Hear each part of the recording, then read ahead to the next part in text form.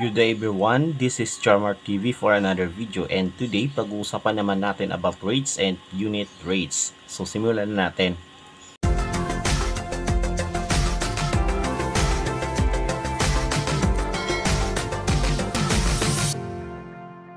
Okay, so first i-define muna natin kung ano yung ratio at saka yung rate.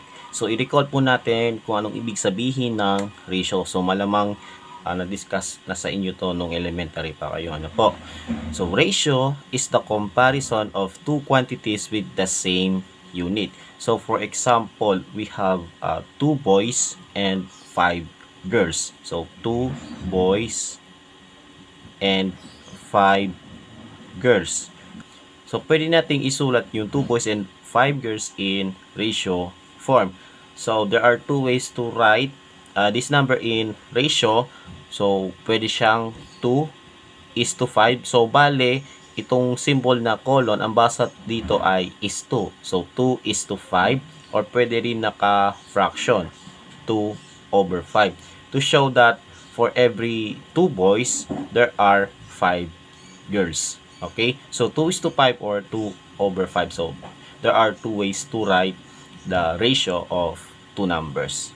Okay, sa rate naman po, no, rate is the ratio comparing two quantities of different kinds of units. So ang kinukumpara natin dito sa rate is yung two quantities na may iba't ibang uri ng unit.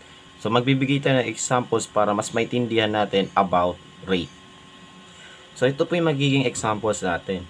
Jake is traveling 200 kilometers in 5 hours with his car. So, ang given quantities dito ay 200 kilometers at saka 5 hours. So, pwede natin isulat in ratio form. And, gagamitin natin in fraction form. Ano po? So, ang numerator is 200 kilometers, no? Over, yung magiging denominator natin ay 5 hours. So, bale, ang magiging rate po dito sa number 1 ay 200 kilometers over 5 hours or 200 kilometers in 5 hours. Okay? Next, number 2, Anna is typing 95 words in 1 minute. So, ang dalawang quantities dito ay 95 words at saka 1 minute. So, we can write this as a ratio. Ano po? So, ang numerator po ay 95 words. Tapos, ang denominator ay 1 minute. Or, dahil 1 siya, pwede natin isulat as 95 words per minute. Okay? So, this is one of the examples of rate. Okay? A runner can run 7.5 meters in 1 minute. So, we can write this two quantities, 7.5 meters at saka 1 minute, no, into fraction form, no? So, 7.5 meters in 1 minute. And dahil 1 siya, pwede natin isulat as 7.5 meters per minute. Okay? So, yeah, ito po yung rates na kung tawagin ay speed dahil sinusukat natin kung gaano karaming nagagawa natin in a certain period of time. So, ang tawag dito ay speed. Okay? So, isa siyang uri ng unit kung saan ang denominator sa rate ay unit of time. Kagaya ng hours, minutes, days, like that. So, ang rate po ay hindi limited sa speed kasi may mga ibang rates na ang ginagamit na unit ay iba pang unit aside doon sa unit of time. So, let's have another examples. Next, number 4, egg sold 28 pesos for 3 pieces. So, yung given two quantities ay 28 pesos and 3 pieces. So, pwede natin isulat itong dalawa in fraction form. So, yung numerator ay 28 pesos. Tapos, yung denominator naman ay 3 pieces. Okay? So, this is one of the examples of rates kung saan hindi ginagamitan ng time. Okay? So, in this case, 28 pesos per 3 pieces. Okay? Ayan po. And then number 5, the cost of fabric is 120 pesos per meter. So, bali, ang given quantities ay 120 pesos at saka meter. Okay? Or 1 meter. Okay? So, we can write this as 120 pesos per meter. Or pwede rin naman 120 pesos per meter. Ganito po ang yung pagsulat po. So either way, this is considered as rate. Okay? So pwede to, pwede naman to. Okay? So ayan po yung rates kung saan hindi ginagamitan ng unit of time. Kasi pag sinabing rate, 'di ba, speed ang pinag-uusapan natin, pero hindi. Pwede namang ibang unit. So ayan po yung examples ng rate. Okay? So, balikan natin yung mga sagot natin, no? So, 200 kilometers per 5 hours, 95 words per minute, 75 meters per minute, 28 pesos per 3 pieces, and 120 pesos per meter. So, yung fraction bar na nandito, no, is ang basa doon ay per. Okay? Kaya ang basa dito ay 200 kilometers per 5 hours. Okay, so ayan po yung examples ng rate. Pero there are special kind of rate kung saan ang denominator ay 1. So, alin ba dyan ang may denominator na 1? So, we have number 2, number 3, at saka number 5. Kung saan yung denominator ay 1. At ang tawag doon sa rate na yun ay unit rate. So, ano bang ibig sabihin ng unit rate? Okay, so when we say unit rate is a rate for one of something. It has a denominator of 1 when written as a fraction. So, given these three illustrations, no? So, we have this one, no? Bale, itong pointer ay nakatutok sa 20. So, bale, ang basa dito ay 20 kilometers per hour. So, ibig sabihin, yung isang object, like yung halimbawa, car, diba? So, sa loob ng isang oras, lalakbay niya yung 20 kilometers. Okay? So, for every hour, the object can travel 20 kilometers. Okay? For this one, we have carne or meat, diba? 400 pesos per kilo. So, ibig sabihin, sa bawat kilo ng karne ay nagkakahalagang 400 pesos. Okay? So, 400 pesos per kilo. And then, for this one, kung ano man ang bote yan, soft drinks, no? 28 pesos per bottle. So, sa bawat bote, no, ay nagkakahalagang 28 pesos. Okay? So, 28 pesos per bottle. So, makikita natin na ang denominator ng bawat fraction ay 1. Kaya, ang tawag dito sa tatlong ito ay unit rate.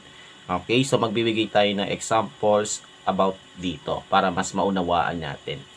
Okay, so para malaman natin yung unit rate, no, you just divide the numerator by the denominator of the rate to get the unit rate. Okay, so i-divide na lang natin yung numerator tsaka denominator ng rate para makuha natin yung unit rate. Okay, so for example, number 1, 5 kilos for 200 pesos. So, sa pagsulat ng rate, guys, na yung numerator po, usually ay larger number. Katulad dito, 200 pesos, po. So, dapat nasa numerator yan ng rate. So, ibig sabihin, yung denominator po ay yung 5 kilos. So, isulat natin as rate 200 per 5 kilos. Okay? And, para nalaman natin yung unit rate, you just divide the numerator by the denominator. So, 200 divided by 5 equals 40. So, ibig sabihin, ang unit rate po dito ay 40 pesos per kilo. Okay, ganito po ang magiging sagot. Okay, so 40 pesos per kilo. Next, number 2, 10 fingers in 2 hands. So, isulat natin itong two quantities in rate. So, yung mas malaki yung numerator tapos yung mas maliit is yung denominator. So, 10 fingers per 2 hands. Okay? And to get the unit rate, simply divide the numerator by the denominator. So, 10 divided by 2 must be equal to 5. So, 5 fingers per hand. This is, of course, di ba? Yung normal na tao, mayroong 5 fingers sa bawat kamay. Okay, so the unit rate must be 5 fingers per hand. At yan po yung sagot. Okay? Next, number 3, we have 1,000 pesos in 4 days. So, i-convert natin yan sa unit rate. Ano po? So, ang numerator po ay 1,000 habang ang denominator ay 4 days. Okay, so remember po, ang unit po ay peso sa taas at days naman sa baba. Okay, so you just divide 1,000 by 4 to get the unit rate. And we know that 1,000, pag hinati mo sa 4, magiging 250 na po yung bawat isa. Okay, so we have 250 pesos per day. So this is the answer for number 3. Next, number 4 naman po, we have 24 persons in 6 rooms. So, 24 rooms. So, mas malaki dapat yung numerator, no? 24 persons, sorry. Ayan, 24 persons. Tapos, yung denominator po natin ay 6 rooms. Okay? Ayan po. And then, i-divide natin tong dalawa to get the unit rate. So, 24 divided by 6 must be equal to 4. Okay? And alalahanin po natin yung position ng units, no? So, yung person po ay sa taas. Tapos, yung room naman po ay nasa baba. So, yan. So, 4 persons per room. Okay? So, ayan po yung sagot sa number 4. Ayan. Ayan, bale, 4 persons per room. Okay? Ayan po. Okay, so magsosolve naman tayo ng problems about rates and unit rates. Okay, so determine the unit rate of each given problem. Ano po? Number 1, Aliyah can jog 6 kilometers in 2 hours. So, alamin natin yung two quantities dito sa problem na ito. So, we have 6 kilometers, tapos 2 hours. Ano po? So, in writing the rate, yung mas malaking number ay yung numerator, and yung mas maliit naman ay yung denominator. So, 6 kilometer per 2 hours. Ayan po. So, 6 kilometers over 2 hours. And to get the unit rate, just like what I've said, no? I-divide natin yung numerator sa denominator. So, 6 divided by 2 equals 3.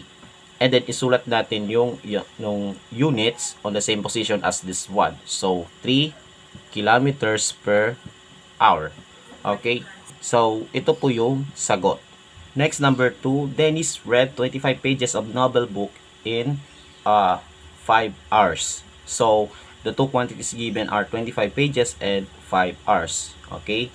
So, isulat natin in fraction form. So, yung numerator po ay 25 pages tapos over 5 hours. Yun naman yung denominator.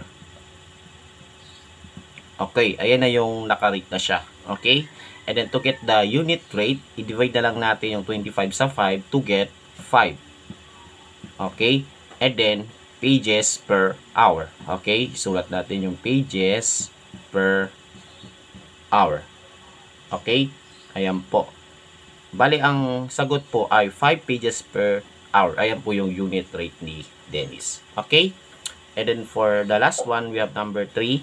Sam paid 80 pesos for 5 notebooks. So, the two quantities given are 80 pesos and 5 notebooks. So, isulat natin in fraction form. So, we have 80 pesos yung sa numerator. And then sa denominator, we have 5 notebooks. Okay? Ayan po. And then, saka natin i-divide yung 80 pesos sa 5 notebooks. Ano po? So, 80 divided by 5 should be equal to 16. So, we have 16 pesos per notebook. Okay? So, ayan po yung halaga ng isang notebook. Okay? So, ayan po yung sa unit rates. Okay? So, that's all for today about this topic, and I hope you have learned something. Do not forget to subscribe to my YouTube channel for more videos, and follow me also on my TikTok account. Stay safe, God bless, and as always, have a great day to all.